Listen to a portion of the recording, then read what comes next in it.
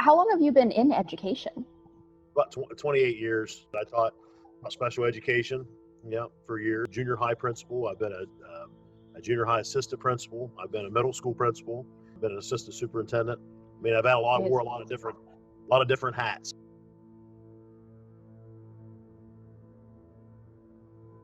The problem has always been is that, we can get service to people, but it's minimal service.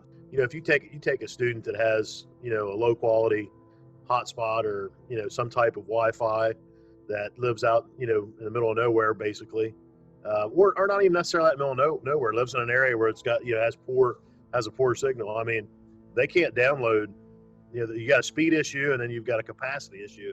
They can't download the assignment, so in some cases they've got to wait until they get a ride in town or, go by the local library somewhere to be able to sit in an area where they can download this or actually come on campus, you know what I mean, to utilize the school signal to do that. So it's kind of like they're able to utilize half of their technology. They can utilize their device, but in order to get the appropriate tools, downloaded within the scope of the device or the assignment, they have to go elsewhere to do that.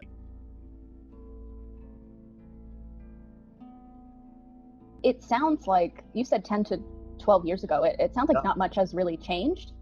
Not really. To be honest, it's interesting. I mean, and we've got great people. I mean, but it's like anything else. I mean, people in Southeastern Ohio, and I am one, so I can say this and feel very confident. We are developers of compensatory skills. I mean, if we just compensate. If we can't do it, we find a way to get it done, and as opposed to having the optimal type of service.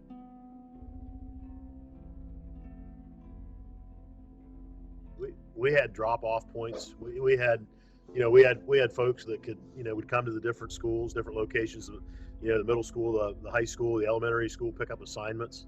We had some I would say some grassroots types of efforts, meaning that we actually gave out paper assignments. I mean, for folks that that couldn't have access and so forth. I mean, we handed those things to people because we had such a limitation on some of those things, which I'm sure that some places it's unheard of. I can't imagine that if you're living in Upper Arlington that you drove to your school and picked up a box of books, to take home for your assignments. You know what I'm saying? So those were some of the ways. We also had some buses that delivered some materials.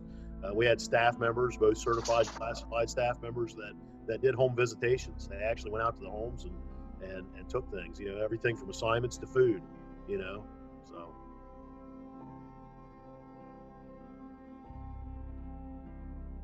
Time is of the essence. This is a very, very crucial time.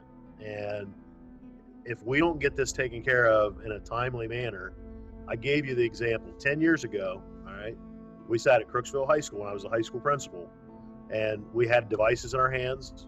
We had access to internet, and we haven't taken that any further. You see, until I see, the trucks roll into town, whatever that looks like, whatever the people that are bringing the signals in, until I see those folks eating lunch in our restaurants, talking to our community members, hey, I'm in town because I'm doing this. When the pipeline guys come in town, they come into our towns and they eat here and they talk with our folks, until I start seeing those live examples, I'm not going to believe it's coming, right? I mean, that sounds like I'm being kind of that guy, but timeliness is extremely important in this situation.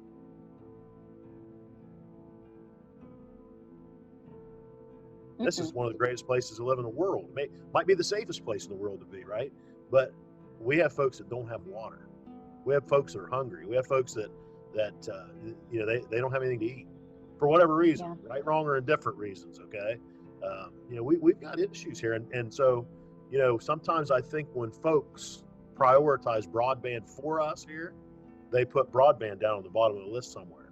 Whereas I think that in order for some of those other things, those resources like bringing water to people and food to people, we got to have ways to communicate.